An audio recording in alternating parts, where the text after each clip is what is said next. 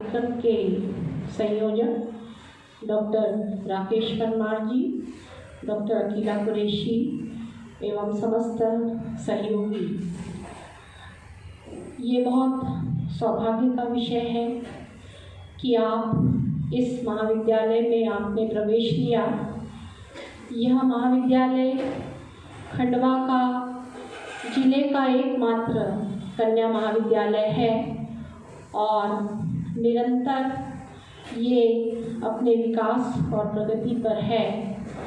महाविद्यालय में समस्त सुविधाएं उपलब्ध हैं। मैं बहुत विस्तृत चर्चा न करते हुए आपको डॉक्टर राकेश परमार जी और डॉक्टर अकीला कुरैशी मैडम इसके बारे में विस्तृत जानकारी प्रदान करेंगी। मुख्य तौर से आज का जो कार्यक्रम है वो नई शिक्षा नीति पर केंद्रित है।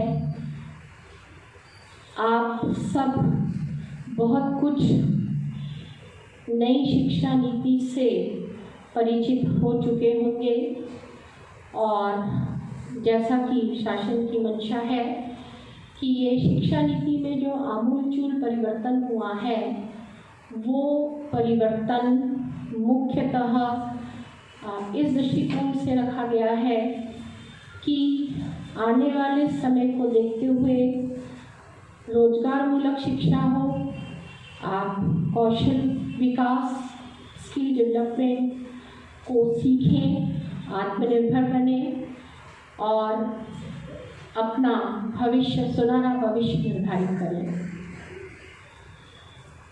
मेरी आपसे ये गुजारिश है कि आपके माता पिता ने आपको पढ़ने का ये सुअवसर प्रदान किया। आप अपना लक्ष्य निर्धारित करें। जिस उद्देश्य से आपने प्रवेश लिया है उस उद्देश्य को सार्थक करें और सदैव अपने माता पिता, अपने गुरुजन, अपने साथी और सभी का आप सम्मान करें। ये इस महाविद्यालय से आप अच्छा सीख कर जाएं, अपना जीवन संवार कर जाएं और कुछ कर गुजरने की तमन्ना आप में हो, ऐसा मैं मानती हूँ। मैं स्वयं इस महाविद्यालय की छात्रा रही हूँ और मेरा लंबा जीवन काल इसी महाविद्यालय को समर्पित रहा। 1973 में मैंने फर्स्ट ईयर में एडमिशन लिया था। 77 में मैंने ग्रेजुएशन किया। उसके बाद इंदौर विश्वविद्यालय से पोस्ट ग्रेजुएशन किया। सागर यूनिवर्सिटी से मैंने PhD की। उसके बाद यहाँ पर मैं जॉब में आई और निरंतर मैं जो है आज आपके सामने इस स्थिति में हूँ। तो ये महाविद्यालय, यहाँ का स्टाफ बहुत अच्छा है। ऐसे शिक्षक आपको मिलेंगे नहीं। मैं चाहती हूँ कि आप सब जो है अपने अमूल्य समय में अपने जीवन को सार्थक करें और विद्यार्थी जीवन जो है आप जानते हैं कि दोबारा कभी वापस नहीं आता। इसकी स्मृति हमारे मानसिक पटल पर सदैव बनी रहती है और महाविद्यालय आपको अधिक से अधिक अवसर प्रदान करता है कि आप अपना व्यक्तित्व विकास करते हुए अपनी अंतर्निहित शक्तियों को विकसित करते हुए आप अपने ज्ञान का और अपनी बुद्धि का प्रयोग करते हुए अपने आप को एक सक्षम नागरिक बनाएं। आत्मविश्वास का विकास हो। आप अपने एक लक्ष्य को निर्धारित करें, कठिन परिश्रम करें। परिश्रम से कभी घबराए नहीं, क्योंकि बिना परिश्रम के जीवन में कुछ भी हासिल नहीं होता है। और मैं हमेशा कहती हूँ कि समय बहुत मूल्यवान है, वो दोबारा कभी वापस नहीं आता और बाद में केवल हमारे पास पछताने के सिवा कोई दूसरा चारा नहीं रह जाता। इसलिए आप पढ़ाई पर अधिक ध्यान दें, मोबाइल का कम से कम प्रयोग करें। मैं महाविद्यालय परिसर में घूमते हुए अक्सर ये देखती हूँ कि आप लोग जो हैं पूरे समय तक मोबाइल में चैटिंग करना, सेल्फी लेना और यहीं तक शायद आपके विचार और आपकी भावनाएं और आपका कार्य सीमित है।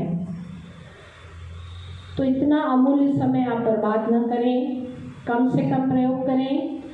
और मैंने हिदायत दे के रखी है कि आप कोई भी छात्रा यदि सेल्फी लेते पाई गई या मोबाइल पर चैटिंग करते पाई गई तो उसका मोबाइल जब्त कर लिया जाएगा।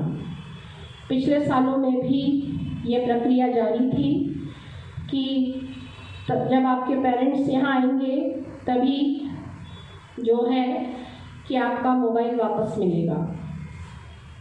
तो जिस उद्देश्य से आप यहाँ आए हैं उसका अधिक से अधिक प्रयोग करें। आप सबके भविष्य के लिए मैं पुनः तहे दिल से शुभकामनाएं देती हूँ कि आप स्वयं का, अपने माता पिता का, अपने परिवार का और इस महाविद्यालय का नाम रोशन करें। धन्यवाद।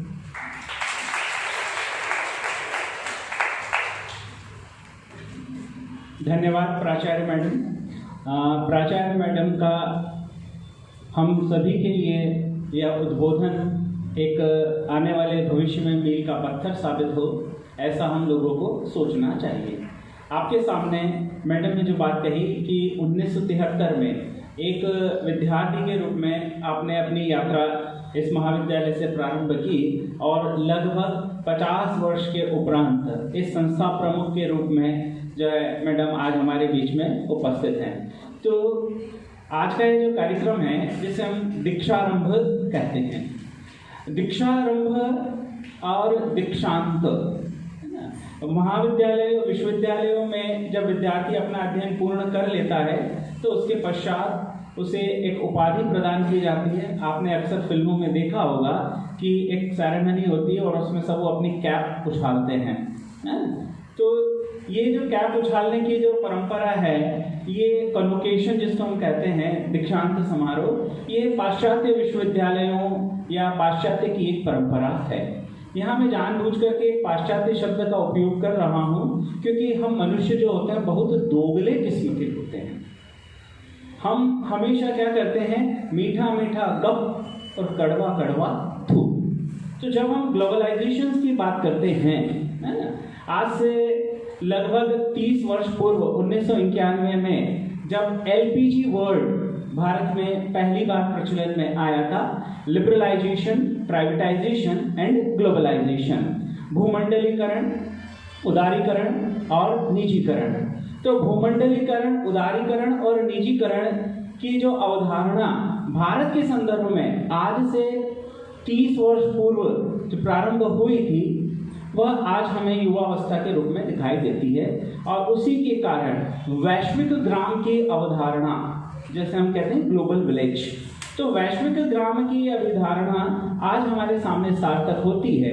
ऐसे में किसी भी विचार को हमें पाश्चात्य या पूर्वी विचार कहकर उसे तिरस्कृत या उसे अस्वीकृत नहीं कर देना चाहिए। हर विचार के पीछे क्या अच्छाई है उसका हमें अवलोकन करना चाहिए, उसका हमें कीन ऑब्जर्वेशन करना चाहिए और उसके पश्चात उसे हमें धारण करना चाहिए। तो पाश्चात्य विश्वविद्यालयों में वहाँ एक इंडक्शन प्रोग्राम के नाम से इस प्रकार के प्रोग्राम्स आयोजित किए जाते हैं। और वास्तव में इंडक्शन प्रोग्राम केवल महाविद्यालय या विश्वविद्यालय में ही नहीं होने चाहिए, अपितु हर वह स्थान जहाँ हम कोई अपनी नई शुरुआत करने जा रहे हैं वहाँ इंडक्शन होना चाहिए। इंडक्शन प्रोग्राम के पीछे जो मूल अवधारणा है वह ये है कि आप जिस स्थान पर कुछ प्राप्त करने के लिए आए हैं वहाँ आपके मेंटर के रूप में कौन है। ध्यान रखें, जिस देश में हम रहते हैं यहाँ पर शिक्षक को गुरु के नाम से नवाजा गया है, उसको गुरु की महिमा प्रदान की गई और कहा भी गया है कि गुरु गोविंद दो खड़े काके लागू पाए, बलिहारी गुरु आपकी गोविंद दियो बताए। तो ऐसे महान देश में जहाँ गुरु को ईश्वर के भी ऊपर माना गया है, किंतु व्यावसायिकता के इस दौर में कहीं न कहीं गुरु की यह भूमिका धीरे धीरे क्षीण होते जा रही है। तो इस क्षीण होती हुई भूमिका को क्षरण से बचाना है और हमारे जो विद्यार्थी हैं, हमारे जो शिष्य हैं, उन शिष्यों को उपलब्ध संसाधनों, अब यहाँ पर मैं संसाधन शब्द इसलिए उपयोग कर रहा हूँ कि जब हम संसाधन की बात करते हैं तो not only we are talking about the physical resources but we are also talking about the human resources।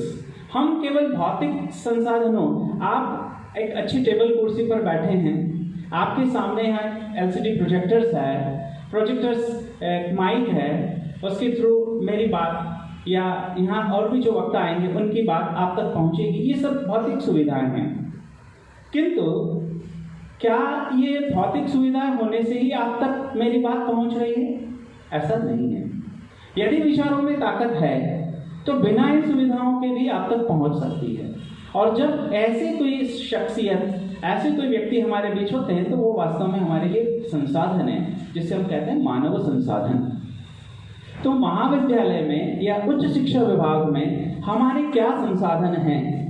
अब संसाधन का होना मात्र हमारे लिए कोई उपलब्धि नहीं है।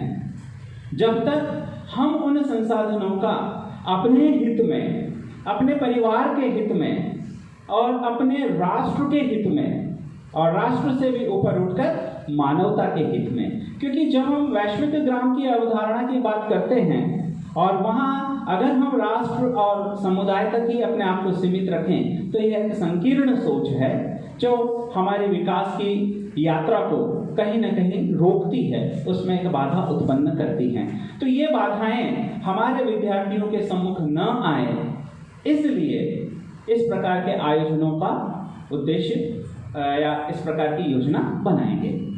हमारा महाविद्यालय विश्व बैंक परियोजना में वित्त पोषित एक महाविद्यालय है। यहाँ आप जो संसाधन आदि देखते हैं, इन संसाधनों के लिए हमें वित्त पोषण विश्व बैंक परियोजना के माध्यम से प्राप्त हुआ है। तो विश्व बैंक परियोजना से हम और क्या संसाधन और सुविधाएं अपने महाविद्यालय के लिए जुटा पाएं, इस हेतु प्रतिवर्ष हम यह इंडक्शन प्रोग्राम आयोजित करते हैं और बाकायदा इसका एक प्रतिवेदन बनाकर हम विश्व बैंक को प्रेषित करते हैं ताकि वहाँ हमारा ऑडिट हो सके, हमारा मूल्यांकन हो सके कि उन्होंने हमें जो वित्तीय संसाधन उपलब्ध कराए हैं उनका हमने विद्यार्थियों के उन्नयन में, उनके शैक्षिक ज्ञान के उन्नयन में किस प्रकार से उपयोग किया। यही कुछ अवधारणा दीक्षारंभ कार्यक्रम के पीछे है। वर्तमान समय में जैसा कि अभी कुछ देर पहले मैंने कहा कि मार्च 2020 में जब लॉकडाउन हुआ था, उसके बाद से हमारा पूरा जीवन जो है, चाहे वो सामाजिक हो, चाहे वो आर्थिक हो और कुछ अंश तक राजनीतिक भी, कुछ अंश इसलिए बोल रहा हूँ कि जहाँ उनकी इच्छा थी वैसे उन्होंने किया, इसलिए वो तो बहुत ज़्यादा डिस्टर्ब नहीं हुआ, किंतु आर्थिक और सामाजिक और शैक्षिक जीवन तो बुरी तरह से प्रभावित हुआ है। तो ऐसी परिस्थितियों में जब कोरोना पूर्णतः भी समाप्त नहीं हुआ है, ध्यान रखें अभी 3 दिन पहले हमारे यहाँ पर ये आया कि 100% क्षमता के साथ और सारे प्रतिबंध शिथिल कर दिए जाएं, किंतु कल शाम को एक समाचार पढ़कर पुनः एक डर सा मन में पैदा हुआ कि पिछले 24 घंटों में 17 नए पेशेंट्स जो हैं वो सामने आए हैं। क्योंकि कोरोना वायरस जो है ये पूर्णतः समाप्त नहीं हो सकता। आपने कभी ऐसा सोचा है कि जुकाम आपको एक बार हुआ और अगले वर्ष जुकाम न हुआ हो? नहीं, क्योंकि जुकाम जो है वो एक वायरस जनित रोग है, तो उस पर कभी काबू नहीं पाया जा सकता। किंतु अब हमारे शरीर में इतनी प्रतिरोधक क्षमताएं और एंटीबायोटिक्स आदि का हम इस्तेमाल करते हैं और थोड़े से प्रिकॉशंस लेते हैं तो हम जुकाम से बच जाते हैं। लेकिन हम ये कहें कि जुकाम होगा ही नहीं, nobody can assure, कोई भी हमें इस बात के लिए पूर्णतः आश्वस्त नहीं कर सकता।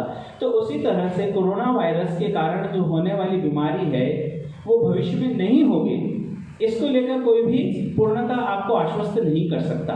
इसका एकमात्र समाधान यह है कि यदि हम 18 वर्ष की आयु पूर्ण कर चुके हैं तो हमें 2 वैक्सीन लग जाने चाहिए, और 2 वैक्सीन लगाने के पश्चात भी हमें जो फिजिकल डिस्टेंस है, क्योंकि यहाँ पर एक बहुत गंदा शब्द भारत में इस्तेमाल किया गया है, सोशल डिस्टेंसिंग। सोशल डिस्टेंसिंग तो यह देश सदियों से भुगत रहा है, सामाजिक भेदभाव, सामाजिक दूरी नहीं, फिजिकल डिस्टेंस, कि हम एक दूसरे से एक पर्याप्त दूरी बनाकर रहें, साथ में मास्क का उपयोग करें। मैं अभी जस्ट आपके सामने बोल रहा हूँ तो मैंने मास्क मेरा वहाँ पर आप देखिए स्टैंड पर लगा हुआ है, अदरवाइज मैं भी हमेशा मास्क का इस्तेमाल करता हूँ। तो आप महाविद्यालय में आए तो मास्क का भी इस्तेमाल करें, और अपने आसपास, क्योंकि आप कॉलेज के विद्यार्थी हैं तो आपकी एक भूमिका बनती है कि अपने आसपास भी आप इस संदेश को फैलाएं। तो आज के इस कार्यक्रम का प्रथम चरण हम प्रारंभ करने जा रहे हैं। अब मैं ससम्मान आमंत्रित करता हूं डॉक्टर अकीला कुरैशी मैडम को कि वे आएं और आपको इस महाविद्यालय में उपलब्ध भौतिक संसाधनों, छात्रवृत्ति योजनाएं एवं अन्य समस्त वे जानकारियां जो इस महाविद्यालय की एक छात्रा होने के नाते आपको पता होना चाहिए, वो आपको प्रदान करेंगे। और आप ये जो पूरा आज कार्यक्रम देख रहे हैं, इस पूरे कार्यक्रम का एक वीडियो तैयार हो रहा है, और ये वीडियो मेरे YouTube चैनल्स पर भी आपको उपलब्ध रहेगा। तो आपको भविष्य में भी कोई भी जानकारी यदि चाहिए नवीन शिक्षा नीति या इस महाविद्यालय से संबंधित, तो आप वहाँ पर भी सर्च कर सकती हैं। और इस महाविद्यालय में जितने भी हमारे साथी प्राध्यापक गण हैं, उन सबसे आप सहायता ले सकती, जानकारी ले सकती हैं। लेकिन एक बात का विशेष ध्यान रखें कि जो व्हाट्सएप ग्रुप हैं, आज BSc फर्स्ट ईयर के व्हाट्सएप ग्रुप में कल रात को मैंने एक मैसेज लिखा कि यह पूछताछ कार्यालय नहीं है। मतलब हमने ये देखा कि आजकल विद्यार्थी जो है वो व्हाट्सएप पे रात को 11 बजे, 10:30 बजे, मतलब उनकी जब इच्छा होती है, जब वो उसमें मैसेज करते हैं, कल क्लास लगेगी, क्लास कौन से कमरे में लगेगी, सर आज आप कॉलेज आओगे, मैडम आप आज कॉलेज आएंगे। तो ध्यान रखिए, ये इस प्रकार की जानकारी प्रदान करने का प्लेटफॉर्म नहीं है।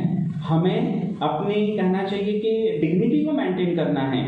सम्मान एक ऐसी चीज है जो किसी से मांगा नहीं जाता, यह अर्जित किया जाता है। तो हम एक विद्यार्थी के रूप में आपको वही सम्मान दें जिसके आप हकदार हैं।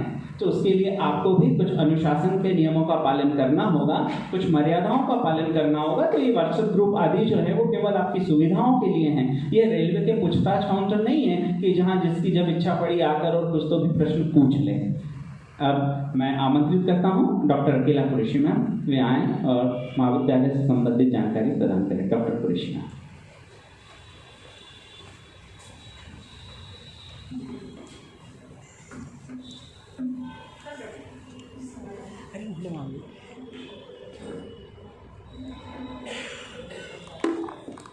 आदरणीय प्राचार्य महोदय, डॉक्टर परमार, डॉक्टर अर्चना मुजमेर, समस्त कंप्यूटर विभाग के सभी सदस्य, सभी उपस्थित महाविद्यालय के अन्य विज्ञान विभाग के सभी प्राध्यापकगण, नव प्रवेशित छात्राओं, आज के महाविद्यालय द्वारा आयोजित इस इंडक्शन कार्यक्रम में मैं आपका हार्दिक स्वागत एवं अभिनंदन करती हूँ। अभी तक आप प्राचार्य मैडम और परमार सर को सुन चुके हैं और उन्होंने आपको इंडक्शन प्रोग्राम का जो अर्थ बताया है, उसके अनुसार मैं एक अलग ही सिंपल शब्दों में कहूँ, संधि विग्रह करके दीक्षा यानी देना, आरंभ यानी प्रारंभ करना, किसी कार्य को चालू करना।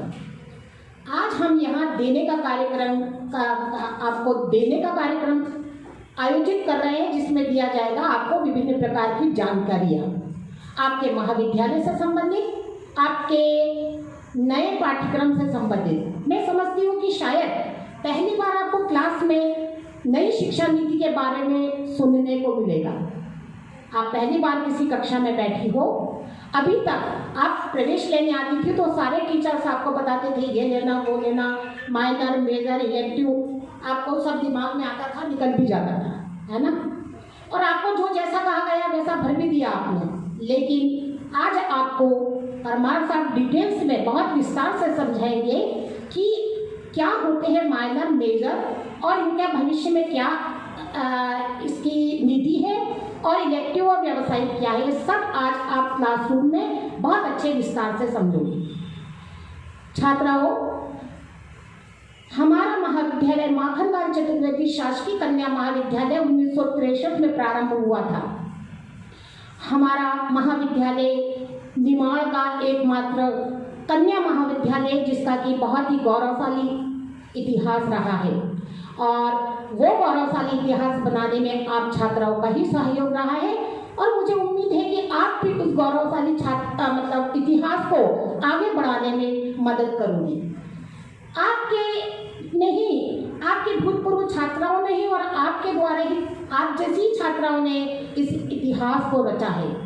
गौरवशाली इतिहास इसलिए कहा जाता है क्योंकि हमारा महाविद्यालय हमेशा अकादमिक क्षेत्र में हम देखें तो हमारे यहाँ के परिणाम हमेशा 100% रहते हैं। हमारे यहाँ की हमारे महाविद्यालय की छात्राएं यूनिवर्सिटी में, विश्वविद्यालय में हमेशा प्रवीण सूची में अपना स्थान कहीं ना कहीं कोई ना कोई विभाग या कहना चाहिए संकाय के माध्यम से दर्ज होता रहता है। इंदौर विश्वविद्यालय आप जाइए, खंडवा कन्या महाविद्यालय का नाम आते ही लोग उसकी तारीफ करते हैं। ऐसा है हमारा महाविद्यालय।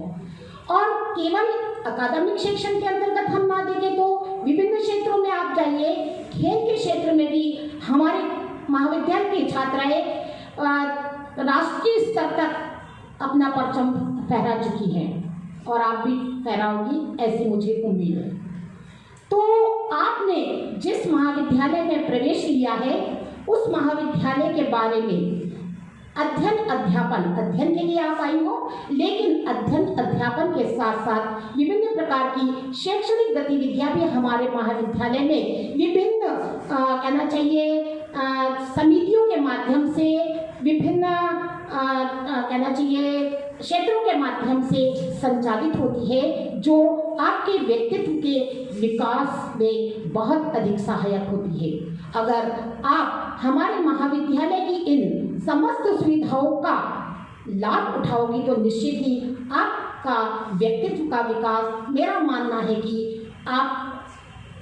आपके व्यक्तित्व के विकास में बहुत ही ज़्यादा सहायता मिलेगी। और आप जब यहाँ से निकलोगी पीजी करके तो लगेगा कि हाँ, आप कन्या महाविद्यालय से पढ़कर आई हो। कन्या महाविद्यालय में प्रवेश लेने के लिए 2 साल से कोरोना के चलते हुए तो मैं मानती हूँ कि बहुत ही सिस्टम गड़बड़ा गया है। उसके पहले हमारे यहाँ कॉलेज लेवल काउंसलिंग तो खत्म ही हो चुकी होती थी, जहाँ बचा कुचा होता था। सबसे पहले सीट फुल हो जाती है कॉमर्स में, बीएससी प्लेन सबसे पहले चला जाता है। बीए के कई विषय ऐसे हैं, समाजशास्त्र है, हिस्ट्री है और अन्य विषय भी है जिनमें की सीट फुल हो जाती है। हमारी छात्राओं को चक्कर लगाने पड़ते हैं लेकिन सीट फुल हो चुकी होती है। लेकिन कोरोना के कारण सिस्टम गड़बड़ा गया है। इसके कारण क्या है कि अभी भी कुछ नॉमिनल सीट्स खाली है, बाकी महाविद्यालय में सारे एडमिशन कंप्लीट हो चुके हैं। आज दिनांक 22/11/2021 तक 2639 हमारे यहाँ एडमिशन्स हो चुके हैं और ये हर साल का आंकड़ा है। लास्ट ईयर 2000 था, 2000 कुछ 2200 के आसपास। इस आज के डेट में 2639 एडमिशन्स हो चुके हैं और ऐसे गौरवशाली महाविद्यालय में प्रवेश लेकर आपको अपने आप को गौरवान्वित महसूस करना चाहिए। मैं आपको हमारे महाविद्यालय के पहले शैक्षणिक गतिविधियों के बारे में और उसके बाद अन्य गतिविधियों के बारे में, जो शैक्षणेतर गतिविधियां हैं जिनके बारे में मैं आपको जानकारी प्रदान करूंगी, जो आपके लिए बहुत ही ज़्यादा महत्वपूर्ण है। सबसे पहले हमारे महाविद्यालय में 4 संकाय हैं: साइंस, होम साइंस, कॉमर्स और आर्ट्स। आज आप साइंस और होम साइंस की छात्राएं यहाँ एकत्रित हुई है और मैं आपको इन्हीं दो संकायों के बारे में बताऊंगी कि साइंस में हमारे यहाँ पीजी में केमिस्ट्री में पीजी है और स्वायत्त पाठ्यक्रम के अंतर्गत फार्मास्यूटिकल केमिस्ट्री में हमारे यहाँ पाठ्यक्रम संचालित हो रहा है। उसी प्रकार से होम साइंस विषय के अंतर्गत हमारे यहाँ मानव विकास चाइल्ड डेवलपमेंट विषय में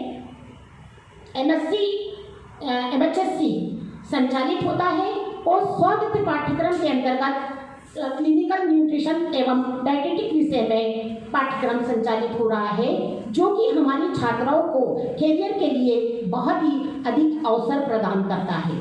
तो ऐसा नहीं कि परंपरागत विषयों में ही हमारे यहाँ स्वायत्त पाठ्यक्रम में भी और हमारे पीजी कार्यक्रम पाठ्यक्रमों के माध्यम से भी छात्राएं अपने रोजगार एवं स्वरोजगार के अवसर चुनती हैं।